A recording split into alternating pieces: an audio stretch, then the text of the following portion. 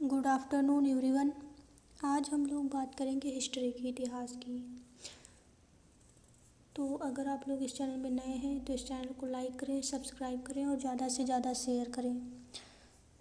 आज हम लोग डिस्कस करेंगे हिस्ट्री के बारे में, इतिहास के बारे में। हिस्ट्री को कितने पार्ट में डिवाइड किया गया है, वो कौन कौन से पार्ट हैं, उन सारी चीज़ों के बारे में डिस्कस करेंगे। तो सबसे पहले समझते हैं इतिहास है क्या। What is the history. तो इतिहास की जो परिभाषा है वो क्या है। तो इतिहास किसे कहते हैं, जो हमारे जो हजारों वर्ष पहले बीती हुई जो घटनाएं हुई, जिनके बारे में हमें जानकारी प्राप्त होती है, वो इतिहास कहलाती है। यानी कि जो बीती हुई घटनाओं के बारे में, जो कई वर्षों बीती हुई जो घटनाएं हैं उनके बारे में जो अध्ययन होता है, जो जानकारी प्राप्त होती है, वो इतिहास कहलाती है। इतिहास को 3 पार्ट में डिवाइड किया गया है। History divide in 3 parts. जो पास्ट की जो घटनाएं हैं जिनके बारे में हम लोग जानकारी प्राप्त करते हैं, वो इतिहास कहलाती हैं। हिस्ट्री को 3 पार्ट में डिवाइड किया गया है। History divide in 3 parts. First part है हमारा एनिशिएंट हिस्ट्री, जिसको हिंदी में प्राचीन इतिहास बोलते हैं। सेकेंड है मिडीवियल हिस्ट्री, जिसको मध्यकालीन इतिहास। थर्ड है हमारा मॉडर्न हिस्ट्री, जिसको आधुनिक भारत का इतिहास कहते हैं। तो हिस्ट्री को तो 3 पार्ट में डिवाइड किया गया है। फर्स्ट है हमारा एनिशिएंट हिस्ट्री। एनिशिएंट हिस्ट्री को भी 3 पार्ट में डिवाइड किया गया है। तो 3 पार्ट कौन कौन से उनको समझ लेते हैं। तो एनिशिएंट हिस्ट्री को 3 पार्ट में डिवाइड किया गया है। फर्स्ट पार्ट हमारा प्रागैतिहासिक काल है, जो यहाँ पर इसके बारे में अभी हम पढ़ेंगे। तो एनिशिएंट हिस्ट्री यानी कि जो एनिशिएंट हिस्ट्री को 3 पार्ट में डिवाइड किया गया है, जिसमें फर्स्ट पार्ट है हमारा प्रागैतिहासिक काल, जिसको इंग्लिश में कहते हैं प्री हिस्टोरिक पीरियड, प्रागैतिहासिक काल। उसके बाद इसका जो सेकंड पार्ट है उसको बोलते हैं प्रोटो हिस्टोरिक पीरियड, जिसको आद्य ऐतिहासिक काल बोलते हैं। फिर इसका जो हमारा थर्ड पार्ट होगा वो होगा हिस्टोरिक पीरियड, जिसको ऐतिहासिक काल कहते हैं। तो ये हो जाएगा हमारा इनिशिएंट हिस्ट्री। उसके बाद ये हमारे इनिशिएंट हिस्ट्री के 3 पार्ट हैं, जिनके बारे में हम डिस्क्राइब यानी कि एक्सप्लेनेशन के अकॉर्डिंग हम इनको पढ़ेंगे। फिर उसके बाद आती है हमारी मिडीवियल हिस्ट्री। फिर उसके बाद आएगी हमारी मॉडर्न हिस्ट्री। सो हम पहले बात कर लेते हैं प्रागैतिहासिक काल की, कि प्रागैतिहासिक काल में क्या क्या विकास हुए। भारत का इतिहास प्रागैतिहासिक काल से आरंभ होता है। यानी कि जो भारत का इतिहास है वो प्रागैतिहासिक काल से जिसकी शुरुआत होती है। प्रागैतिहासिक शब्द प्राग धन इतिहास से मिलकर बना है, जिसका शाब्दिक अर्थ है इतिहास से पूर्व का युग। यानी कि जो इतिहास में पूर्व जो घटनाएं घटित हुई, मतलब कि उनके बारे में जो जानकारी मिली। तो प्रागैतिहासिक काल यानी कि प्री हिस्टोरी इतिहास के उस काल को कहा जाता है जब मानव तो अस्तित्व में थे, लेकिन जब कोई लिखाई यानी कि लिखाई का आविष्कार न होने से उस काल का कोई लिखित वर्णन यानी कि रिटन डिस्क्राइब नहीं मिला। इस काल में मानव इतिहास की कई महत्वपूर्ण घटनाएं हुई, जिसमें हिमयुग, मानवों का अफ्रीका से निकलकर अन्य स्थानों पर विस्तार, आग का स्वामित्व यानी कि जो आग की खोज हुई थी वो इसी काल में हुई थी, यानी प्रागैतिहासिक काल में। कृषि का आविष्कार, कुत्तों व अन्य जानवरों को पालतू बनाना इत्यादि शामिल है। ऐसी चीज़ों के केवल चिन्ह ही मिलते हैं, जैसे कि पत्थरों के प्राचीन औजार, पुराने मानव पड़ावों का अवशेष और गुफाओं की कला। तो ये सारी चीज़ें जो हैं हमारी इस प्रागैतिहासिक काल के थ्रू यानी अकॉर्डिंग आते हैं। अब आगे बात करते हैं। यह वो समय था जब पशु से मनुष्य के रूप में विकसित हुए। जब जो पशु थे वो मनुष्य के रूप में विकसित हुए। जब उनका विकास, जो पशु आदि मानव थे वो धीरे धीरे उनका मानव के रूप में विकास हुआ। जब मनुष्य ने खाद्य उत्पादन आरंभ नहीं किया था, यानी कि जो खाने पीने की जो चीज़ें थी वो उसका आरंभ मनुष्य ने नहीं किया था, पहले वो कच्चा मांस खाते थे। तो प्रागैतिहासिक काल भारत को निम्नलिखित भागों में विभक्त करता है। जो हमारा प्री हिस्टोरिक पीरियड है, pre historic period divided different parts. तो जो प्रागैतिहासिक काल है वो कई भागों में बटा है, जैसे कि हमारा पूर्व पाषाण काल, मध्य पाषाण काल, उत्तर पाषाण काल और धातु पाषाण काल, यानी कि जो पूर्व पाषाण काल है और मध्य पाषाण काल और उत्तर पाषाण काल, धातु पाषाण काल। अब हम लोग उनको समझेंगे बारी बारी से। पूर्व पाषाण काल में क्या था कि पूर्व पाषाण कालीन सभ्यता के केंद्र दक्षिण भारत में मदुरा, तिरुचिरापल्ली, मैसूर, तंजौर आदि क्षेत्रों में इस सभ्यता के अवशेष मिलते हैं।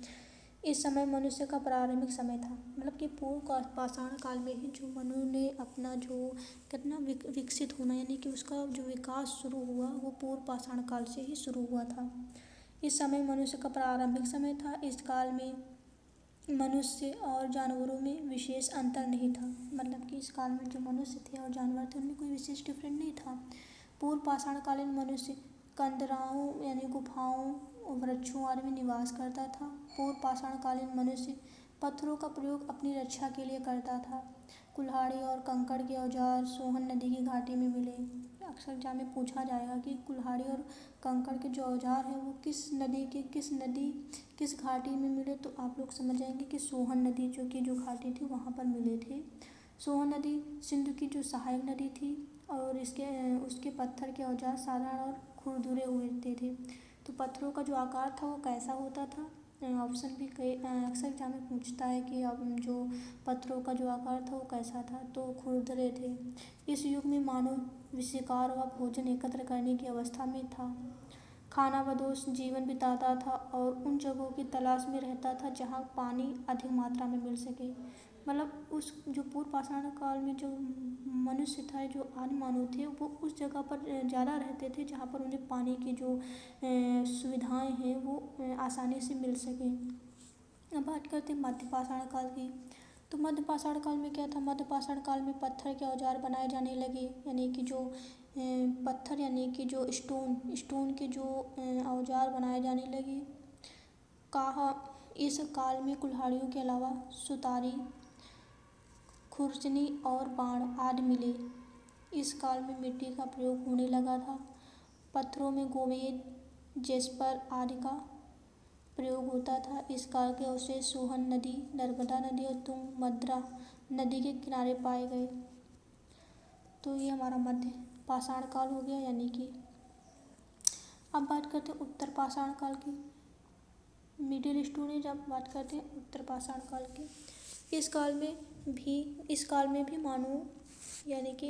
भी मानव पाषाण का प्रयोग करता था, किंतु इस काल में निर्मित हथियार पहले की अपेक्षा उच्च कोटि के थे, यानी कि जो हमारा मध्य पाषाण काल में जो हथियारों का यूज होता था उनसे भी अच्छा, यानी कि अच्छी तरह से जो हथियारों का प्रयोग किया जाने लगा वो उत्तर पाषाण काल में हुआ। जैसे धीरे धीरे विकास हुआ, हथियारों में जो इम्प्रूवमेंट हुए, सुधार हुए, वो उत्तर पाषाण काल में हुए। इस काल के मनुष्य अधिक सभ्य थे, यानी कि उनमें जो काफ़ी डेवलपमेंट हुआ, विकास हुआ, उनको चीज़ों का नॉलेज हुआ, यानी कि धीरे धीरे वो चीज़ों को समझने लगे। उन्होंने पत्थर व मिट्टी को जोड़कर दीवारें व पेड़ की शाखाओं व जानवरों की हड्डियों से छतों का निर्माण किया। मतलब उनमें इतना विकास हुआ कि पहले वो जो जंगलों में भटकते थे और उत्तर पाषाण काल में उनका इतना विकास हुआ, यानी वो इतना डेवलपमेंट हुए कि वो धीरे धीरे रहने के लिए घरों की व्यवस्थाएं करने लगे, जैसे कि पेड़ की शाखाओं और जानवरों की हड्डियों से छतों का निर्माण करने लगे थे। मिट्टी के बर्तन बनाना, वस्त्र बुनना आदि प्रारंभ कर दिया। हथियार नुकीले सुंदर हो गए। इस काल के औजार सेल्ट, कुल्हाड़ियाँ, छेनियाँ, गदाएं, मूसला, आरियाँ इत्यादि थे। उत्तर पाषाणकालीन लोग पत्थर को रगड़कर आग जलाने व भोजन पकाने की कला जानते थे। उत्तर पाषाण काल में लोगों का इतना विकास हुआ कि जो आग जलाना और पत्थरों से रगड़ कर मतलब आग कैसे जलाई जाती है उन सारी चीज़ों का जो विकास हो गया था वो उत्तर पाषाण काल में हुआ। इस काल में धार्मिक भावनाएं भी जागृत हुई। प्राकृतिक पूजा अक्सर एग्जाम में पूछा जाता है कि जो प्राकृतिक पूजा का जो आरंभ हुआ था वो किस काल में हुआ, तो ये कई बार एग्जाम में क्वेश्चन पूछा गया है, तो इसे याद रखना। नदी आदि करते थे। अब बात करते हैं धातु युग की। अब धातु युग की बात करेंगे।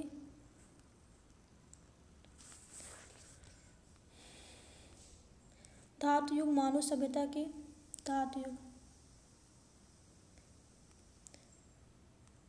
धातु युग मानव सभ्यता के विकास का द्वितीय चरण था, ये सेकेंड पार्ट था। इस युग में मनुष्य ने धातु के औजार तथा विभिन्न वस्तुएं बनाना सीख लिया था। इस युग में सोने का पता लगा लिया था एवं उसका प्रयोग जेवर के लिए किया जाने लगा। धातु की खोज के साथ ही मानव की क्षमताओं में वृद्धि हुई, डेवलपमेंट हुआ, उसकी जो टेंडेंसी थी इंक्रीज होने लगी। हथियार अधिक उच्च कोट के बनने लगे, यानी कि हथियार यानी कि जो हथियार थे उनमें भी काफ़ी डेवलपमेंट हुआ, उनमें इम्प्रूवमेंट हुई। धातुकालीन हथियारों में चित्र बनने लगे। इस युग में मानव के धातु युग को 3 भागों में बांटा गया, यानी कि जो धातुएं थी उनको 3 पार्ट में डिवाइड किया गया था। कौन सी? ताम्र युग, कांस्य युग और लौह युग। ताम्र युग क्या था? इस युग में तांबे का प्रयोग प्रारंभ हुआ। पाषाण काल की अपेक्षा यह अधिक सुदृढ़ और सुविधाजनक था। इस धातु से कुल्हाड़ी, भाले, तलवार तथा आवश्यकता की सभी वस्तुएं तांबे से बनाई जाने लगी। कृषि कार्य इन्हीं औजारों से किया जाने लगा, यानी जो कृषि कार्य थे वो इन्हीं औजारों से किए जाने लगे जो तांबे से बने हुए होते थे। अब बात करते हैं कांस्य युग की। इस युग में मानव ने तांबा और टिन मिलाकर एक नवीन धातु का यानी कांसा का प्रयोग किया। अत्यंत कठोर था जो इस कांस्य युग क्या था? इस युग में मनुष्य ने तांबा और टिन को मिलाकर, यानी कि तांबा और टिन का जो मिश्रण था उसको मिलाकर एक नई धातु कांसा बनाया जो अत्यंत कठोर था। कांसे के औजार उत्तरी भारत में प्राप्त हुए। इन औजार कांसा का एग्जाम में पूछा जाएगा कि कांसे के जो औजार थे वो कहाँ से प्राप्त हुए थे, तो उत्तरी भारत में प्राप्त हुए। इन औजारों में चित्र भी थे। अनाज उपजाने व कुम्हार की चाक पर बर्तन बनाने की कला सीख ली थी। वह मात्र देवी और नर देवताओं की पूजा करता था। वह मृतकों को दफनाता था और धार्मिक अनुष्ठानों में विश्वास करता था। ताम्र पाषाण काल के लोग गाँव में रहते थे। तो ताम्र पाषाण काल के लोग कहाँ रहते थे? गाँव में रहते थे। अब बात करते हैं लौह युग की, आयरन एज। तो दक्षिण भारत में उत्तर पाषाण काल के उपरांत ही लौह काल प्रारंभ हुआ, यानी दक्षिण भारत में उत्तर पाषाण के उपरांत के बाद लौह काल का जो प्रारंभ होता है, स्टार्टिंग होती है। लेकिन उत्तरी भारत में ताम्र काल के उपरांत लौह काल प्रारंभ हुआ। इस काल में लोहे के अस्त्र शस्त्रों निर्माण किया जाने लगा, यानी कि जो लोहे के अस्त्र और शस्त्रों का जो निर्माण है वो लौह युग में हुआ था। ताम्र पाषाण काल में पत्थरों और तांबे के औजार बनाए जाते थे। तो ये हो गई हमारा प्रागैतिहासिक काल। अब हम आगे जो आदि ऐतिहासिक काल है उसके बारे में नेक्स्ट वीडियो में समझेंगे। अगर आप लोगों को ये वीडियो पसंद आया हो तो इसे लाइक करें, सब्सक्राइब करें और ज़्यादा से ज़्यादा शेयर करें। Thanks for watching this video.